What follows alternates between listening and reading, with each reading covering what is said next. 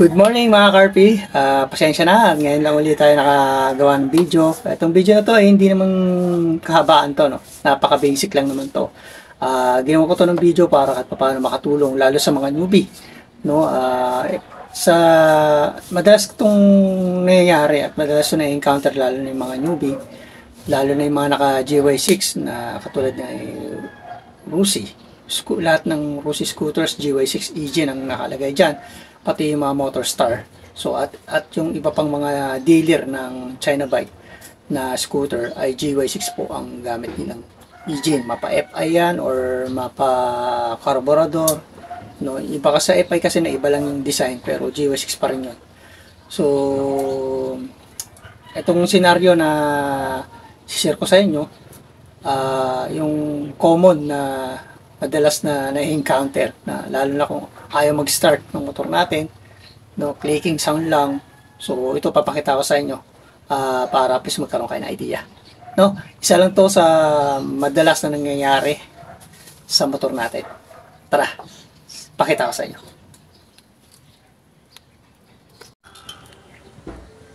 So yan, on natin yung ignition switch. Yan, mayroon siyang power. Itong gusto kong mangyari sa inyo at maintindihan nyo lalo yung mga newbie na nakaka-encounter ng ganito. Yung clicking sound na sinasabi ko. So, ayan o. Itong scenario na to, ginawa ko lang to, no, para please ma-demo ko sa inyo kung ano yung problema.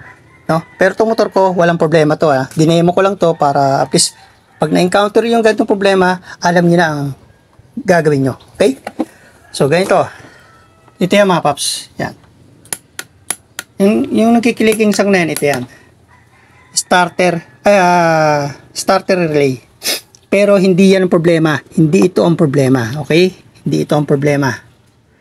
Ang problema niyan, ibig sabihin niya, pag nagganyan, kikiliking sound lang siya, ito yan. Starter motor. Okay? Pudpud na yung carbon brush. No? Pudpud na yung carbon brush. Dalawang option nyo, pwede kayo magpalit ng buong ganito or magpalit ng carbon brush. Mas mura magpalit ng carbon brush, pero mas maganda kung papagawa kayo nito, pagawa nyo sa trusted mechanic nyo, kasi mahirap din yan to ikabit to kung wala kayong alam. Okay, so mas better kula pa rin kayo dyan. Okay, so carbon brush na papalitan dyan pag ganyan, clicking sound na yan. Yan, walang problema yung starter relay pag ganyan. Okay, ito yan. Okay? Ang nagtatanong ko bakit ito nasisira, dahil sa labis na pag-push start. No, may redondo, no, ayaw mag-start ng motor, push start pa rin ng push start. Kaya tigilan niyo na yan. Naka tatlo or 5 na kayong push start. Tigilan niyo na yan. Okay? Para hindi kayo masiraan ng starter motor or mapudpud yung carbon brush. Okay? Kickstart nyo lang. Okay? Ilang, no? So, ilang mga paps, para please magkaroon kayo ng idea. So, ganun lang yung senaryo. Inulit ko yung motor ko, wala tong problema. So, nagbigay lang ako ng senaryo kung ano yung mga problema. Magiging problema at ano yung parts na dapat yung palitan. Okay?